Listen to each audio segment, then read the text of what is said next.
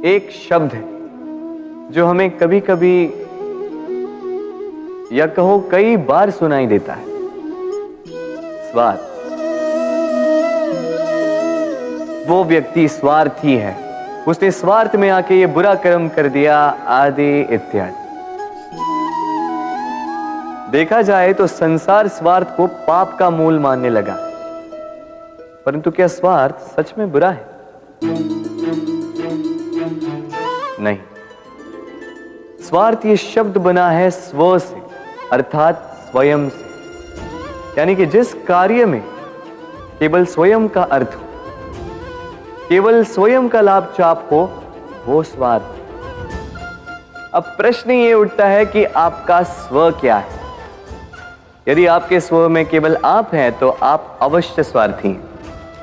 यदि आपके स्व में परिवार सम्मिलित है तो आप परिवार्थी हैं। यदि आपके स्व में अन्य लोग सम्मिलित हैं तो आप परोपकारती हैं। और यदि आपके स्व में ये संसार सम्मिलित है तो आप परमार्थी हैं। तो अपने स्वार्थ से दूर ना जाएं, उसका विस्तार करें। अपने अस्तित्व का विस्तार करोगे तो ये स्वार्थ स्वयं ही परमार्थ में बदल जाएगा।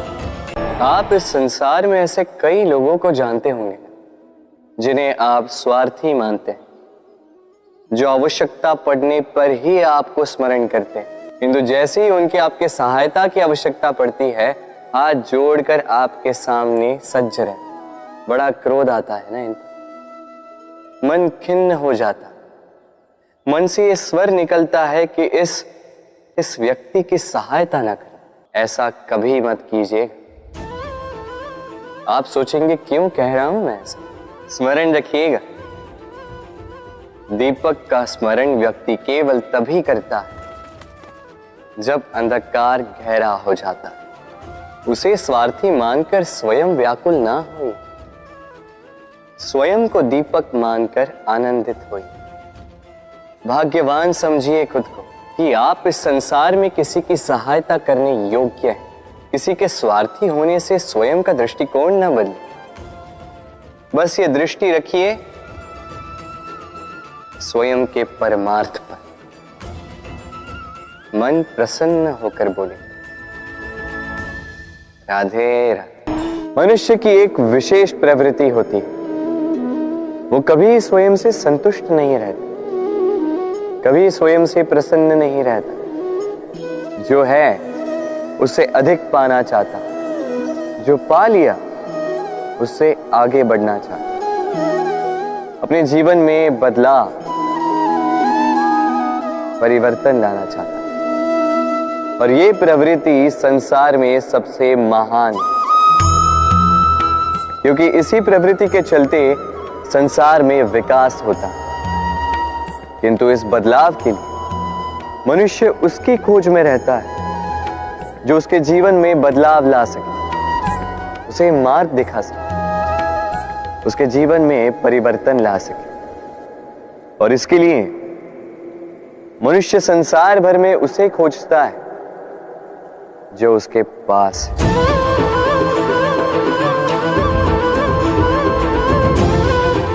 बताइए कौन?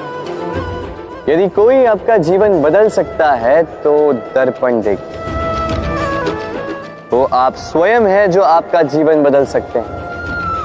वो आप स्वयं है जो स्वयं को मार्ग दिखा सकते हैं, जीवन में बदलाव ला सकते हैं, परिवर्तन ला सकते हैं। इसलिए पहचानिए अपनी भीतर की शक्ति को और विश्वास कीजिए कि इस संसार में आपसे अधिक शक्तिशाली और कोई नहीं। जीवन बदल जाएगा। और अंधविश्वास का नहीं, आत्मविश्वास का हाथ थामिए, आपकी समस्याएं स्वतः दूर हो जाएंगी। मन बड़ी ही विचित्र कृति है। ये मन शरीर के किस अंग में बसता है कोई नहीं जानता, किंतु संपूर्ण शरीर इस मन की इच्छा साकार करने के लिए प्रयास करता रहता है। अब यदि मन कुछ खाने का करे तो व्यक्ति उसकी वनो उपवनों की इच्छा साकार करने का माध्यम ढूंढता रहता है। अब यदि मन किसी को शत्रु समझ ले तो व्यक्ति उसे नष्ट करने का हर संभव प्रयास करता है।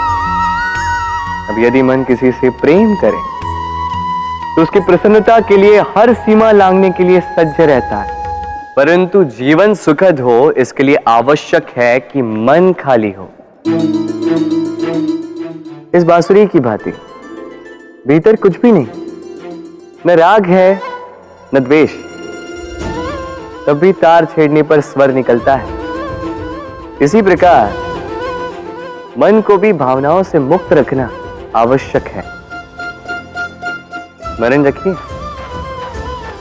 मन में कुछ भर के जियोगे तो मन भर के जी नहीं पाओगे। भूल और मनुष्य, इन दोनों का संबंध कुछ वैसा है जैसा पंख और चिड़िया का, जैसा धारा और नदिया का।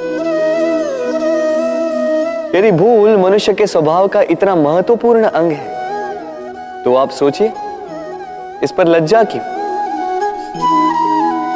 इस पर लज्जा करना ठीक है ही नहीं। वैसे देखा जाए तो भूल हमें स्वयं को और श्रेष्ठ बनाने का अवसर देती है,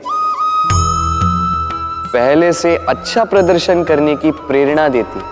अब कदाचित आप में से कुछ इस बात से सहमत नहीं हो, क्योंकि बहुतों की दृष्टि में भूल दोष को जन्म देती है, दोष अपराध को, और अपराध के लिए क्षमा नहीं दंड मिलना चाहिए।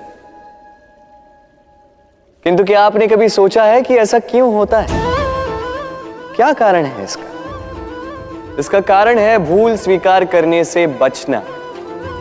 यदि आप कोई भूल करोगे और उसे स्वीकारोगे नहीं तो वो भूल दोष में बदल जाएगी और वो दोष अपराध। तो साहस रखिए, अपनी भूल को स्वीकार करना अपनी भूल को सुधारने की दिशा में सबसे पहला कदम होता है। और स्मरण रखिएगा, यदि कुछ अपराध है तो वो है समय पे अपनी भूल ना स्वीकार। हमारा शरीर प्रकृति की सर्वोत्तम रचना है। जो अंग, जो तत्व हमें मिले, उन सब का अपना अपना एक संदेश है। दो आंखें दी हैं देखने के लिए, दो कान दिए हैं सुनने के लिए, नथुने भी दो हाथ दिए हैं दोहरा परिश्रम करने के लिए, किंतु जीव केवल एक। उस पर भी नुकीले बलिष्ठ दांत दिए हैं उनकी रक्षा के लिए। कभी सोचा है क्यों?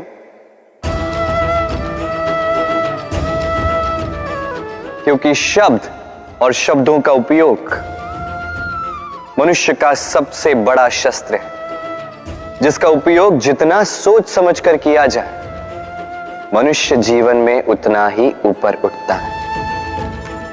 तो समझे ना? देखो, सुनो, समझो अधिक, बोलो कम। मनुष्य का स्वभाव है कमाना, संग्रह करना, फिर चाहे वो धन हो, नाते हो, संबंध हो या हो प्रसन्नता। परंतु क्या आपने कभी सोचा है, नियति ने यह संग्रह करने की प्रकृति मनुष्य में क्यों डाली? एक बीज से पौधा पनपता है, उसके भोजन से फल संग्रहित होता है। क्यों? इसलिए ताकि वृक्ष उसे स्वयं खा सके?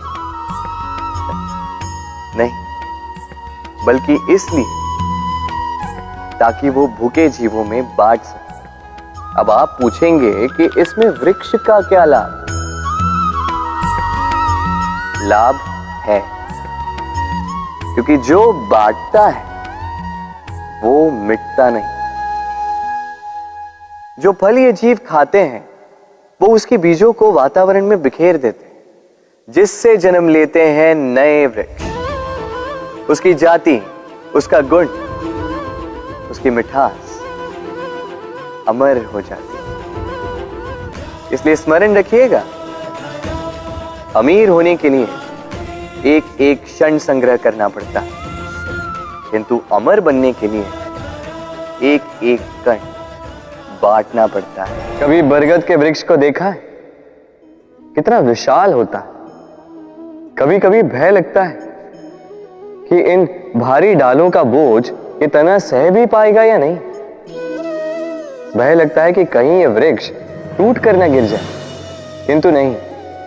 समय पड़ने पर शाखाओं से निकलने वाली ये बेलें धरती की ओर बढ़ती और फिर स्वयं जड़ बनकर इस वृक्ष को सहारा देती। इसी प्रकार जो परोपकार करते हैं, सत्कर्म करते हैं, उन्हें स्वयं के लिए चिंतित होने की आवश्यकता ही नहीं, क्योंकि उनके कर्म ढाल बनकर उनकी रक्षा करते हैं। इसीलिए जीवन में सहारे की नहीं, कर्म की चिंता कीजिए। राधे राधे।